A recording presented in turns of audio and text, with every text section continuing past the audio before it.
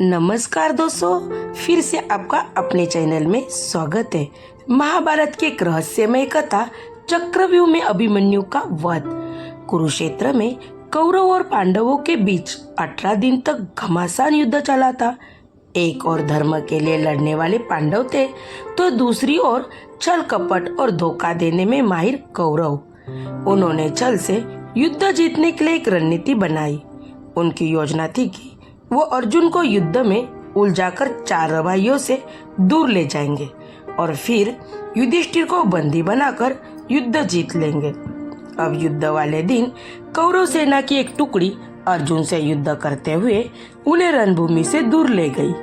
वही गुरु द्रोणाचार्य ने युधिष्ठिर को बंदी बनाने के लिए चक्रव्यूह की रचना की, जबकि पांडवों में सिर्फ अर्जुन को पता था कि चक्रव्यूह को कैसे तोड़ना है।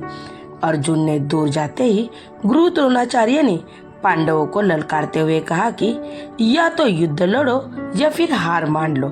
युद्ध के नियम के अनुसार युद्ध लड़ना जरूरी था। यदि युद्ध न करते तो हार जाते और युद्ध करते तो हार निश्चित थी। अब धर्मराज युधिष्ठिर को कुछ सूझ नहीं रहा था कि क्या करे और क्या न करे।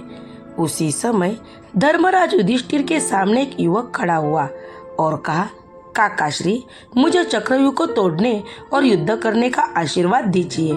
यह युवक कोई और नहीं था बल्कि अर्जुन का पुत्र अभिमन्यु था।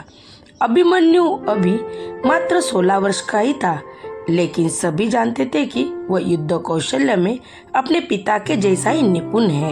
युधिष्ठिर ने अभिमन्यु को मना किया, लेकिन अभिमन्यु नहीं माना और उसने कहा, मुझे चक्रव्यूह तोड़ना आता है। जब मैं अपनी माँ के गर्भ में था तो पिता ने माँ को चक्रव्यूह तोड़ने का तरीका बताया था, बस तभी मैंने इसे सीख लिया था। मैं आगे रहूंगा और आप सब मेरे पीछे पीछे आइए। हार मानकर युधिष्ठिर ने अभिमन्यु को बात मान ली थी। सभी युद्ध के लिए तैयार हो गए। सबसे आगे अभिमन्यु था और बाकी सब उसके पीछे। अभिमन्यु को रण क्षेत्र में देखकर कौरव मजाक उड़ाने लगे कि यह छोटा सा बालक क्या युद्ध करेगा। लेकिन जब उन्होंने अभिमन्यु के युद्ध कौशल्य को देखा तो उनके पसीने छूट गए। आगे बढ़ते हुए अभिमन्यु ने दुर्योधन के पुत्र लक्ष्मण को मार गिराया और चक्रव्यूह में प्रवेश कर गया। उसके चक्रव्यूह में प्रवेश करते ही सिंधु के राजा जयभद्र ने चक्रव्यूह का द्वार बंद कर दिया ताकि चारों भाई चक्रव्यूह में प्रवेश न कर पाए। अभिमन्यु आगे बढ़ता जा रहा था। उसने एक एक करके सभी योद्धाओं को हरा दिया, जिनमें स्वयं दुर्योधन, कर्ण और गुरु द्रोणाचार्य भी शामिल थे। किसी को कोई उपाय समझ नहीं आ रहा था। तभी कौरव के सभी महारथियों ने एक साथ मिलकर अभिमन्यु पर हमला कर दिया। किसी ने उसका धनुष तोड़ दिया तो किसी ने रथ। इसके बावजूद अभिमन्यु नहीं रुका। उसने रथ का पहिया उठाकर युद्ध करने शुरू कर दिया। बड़े बड़े महारथियों ने साथ वीर अभिमन्यु अकेला लड़ता रहा, लेकिन वह अकेला कब तक लड़ता।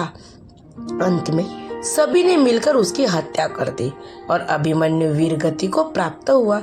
अभिमन्यु की मृत्यु के बाद अर्जुन ने प्रतिज्ञा की कि अगले दिन युद्ध में जयभद्र का वध करेगा।